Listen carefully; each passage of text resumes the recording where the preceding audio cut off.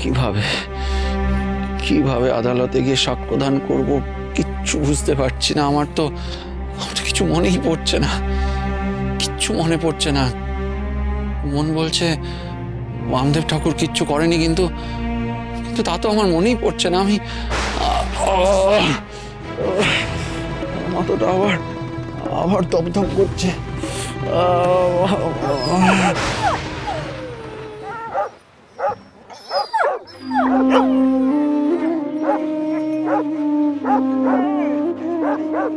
আরে বামদেব ঠাকুর নেই বলে ওরা হয়তো খেতেও পায়নি, ওদের নিশ্চয়ই খিদে পেয়েছে। কিন্তু কিন্তু কি দেব ওদের? আমার কাছে তো কিছুই নেই ওদের খাবার দাবার মতো। কি দিই ওদের?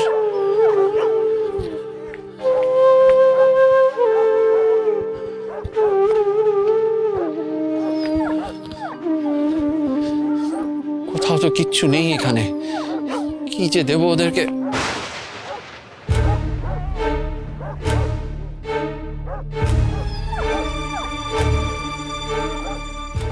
কি ওরা খাবার কোথা থেকে পেল? আর কেই বা দিল ওদের খাবার?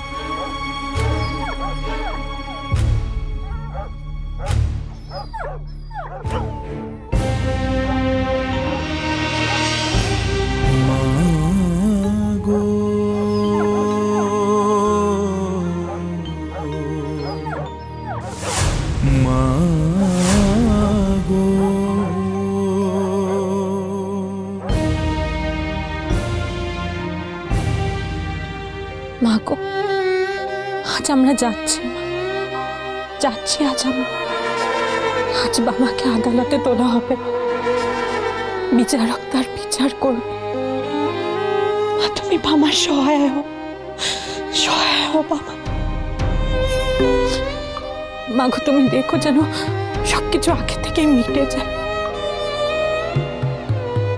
মা গো তোমার ছেলেকে রক্ষা করো, বাবাকে রক্ষা করো। ও যেন আজই ছাড়া পেয়ে যায়, সেটা দেখো। আশীর্বাদ করো মা, প্রাণ ভরে আমাদের আশীর্বাদ করো। বড় কুমার, রানীমা, আর বিলম্ব করবেন না, এবার আমাদের বেরোতে হবে। ছোট মা, আমিও আপনাদের সাথে যাব। না মহেন্দ্র, তুমি বরং তোমার ভাই যোগেন্দ্রর সাথে থেকো। দিদি, তুমি একটু যোগেন্দ্রকে দেখে রেখো। কোর্ট কাছারির ব্যাপার তো কতক্ষণ লাগবে জানি না। তুই একদম চিন্তা করিস না বোন, আমি এদিকটা সব সামলে নেব, তুই নিশ্চিন্তে যা। হ্যাঁ ছোট বৌমা, দেরি করা যাবে না। প্রথমে আমাদের কোতোয়ালি যেতে হবে, তারপরে ওখান থেকে আমাদের আদালতে নিয়ে যাওয়া হবে। চলো। ঠিক আছে বাবা মশাই, আপনারা নিশ্চিন্তে রওনা দিন, আমি ভাইয়ের খেয়াল রাখবো।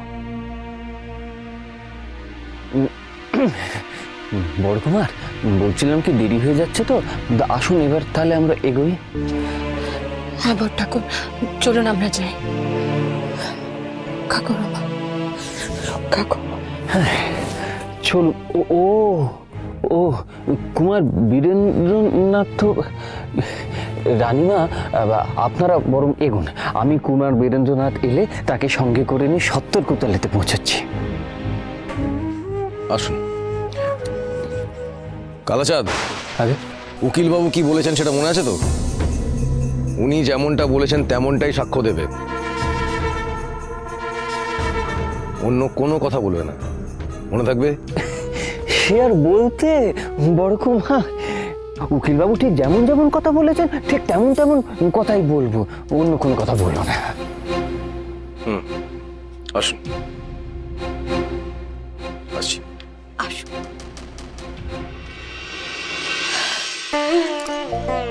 জয় মা তারা। মা, মা গো, তুমি রক্ষা করো, রক্ষা করো। কালাচাঁদ, উকিলবাবু যা যা বলেছেন সেই সব বললে কিন্তু হবে না।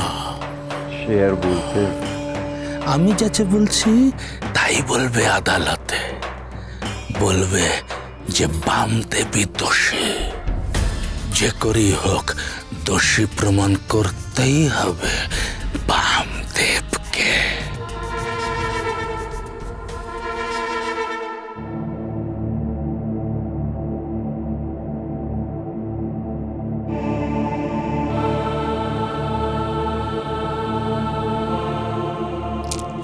বাবা, তোমার মেয়ে এখন ভালো আছে তো? ইয়েস সাধু বাবা, তুমি আমার বেবিকে বাঁচাইয়াছো। You are really a great saint. আমি বুঝতে পারিয়াছি যে তুমি খুন করো নাই। Now please tell me the truth. আমাকে সত্য ঘটনাগুলি বলো, আমাকে স্টেটমেন্ট লিখিতে হইবে, প্লিজ।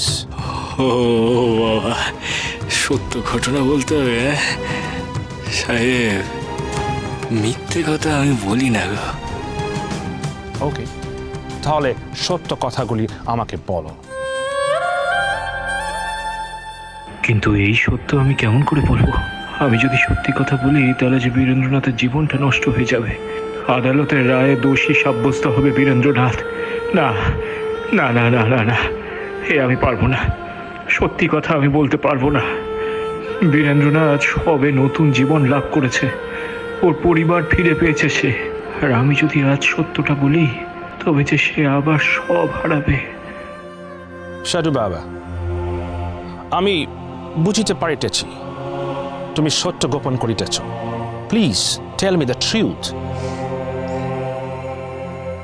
আমার কিছু বলার নেই গো সাহেব বাবা। সাধু বাবা, তুমি চুপ করিয়া থাকিলে আমি তোমাকে কিছুতেই আইনের হাত থেকে বাঁচাইতে পারিব না। Please try to understand that.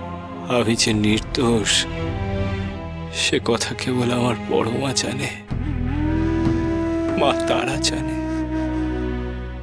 এর বেশি আমি তোমায় কিছু বলতে পারবো না গো সাহেব বাবা। এবার তোমার যা করণীয় তুমি তাই করো সাহেব বাবা। সাহেব,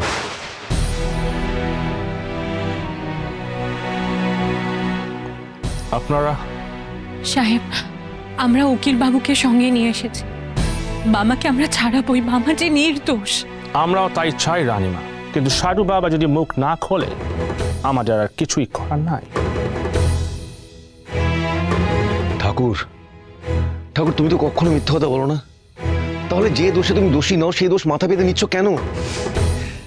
বড় কুমার, বণিক কৃষ্ণগোপাল মশাইয়ের যে মৃত্যু ঘটেছে সে কথা তো সত্য। এখন সেই হত্যার দায় তো কাউকে মাথার উপর নিতেই হবে, তাই না? আর সেই জন্য হয়তো নিয়তি আমাকে বেছে নিয়েছে। মামা, অন্নদা দিদি, এ হলো বিধির বিধান, বুঝেছ? বিধির বিধান কে খণ্ডাবে? হ্যাঁ,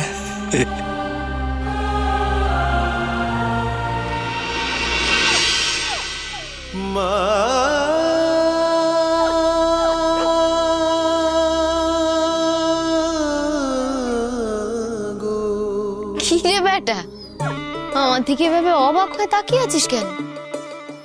আমাকে আগে কোনোদিনও দেখিসনি বুঝি? বুড়িমা, তুমি বড়ই রহস্যজনক, জানো? এর আগের বার দুম করে উধাও হয়ে গেলে। কত খুঁজলাম আমি তোমায়, শুধুই তোমার গলার আওয়াজ পেলাম। কি ভয়টাই না পেয়ে গিয়েছিলাম আমি।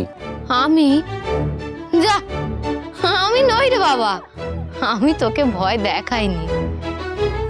তবে কি জানিস তো বাবা, এই তারাপীঠ হচ্ছে বড় অদ্ভুত জায়গা।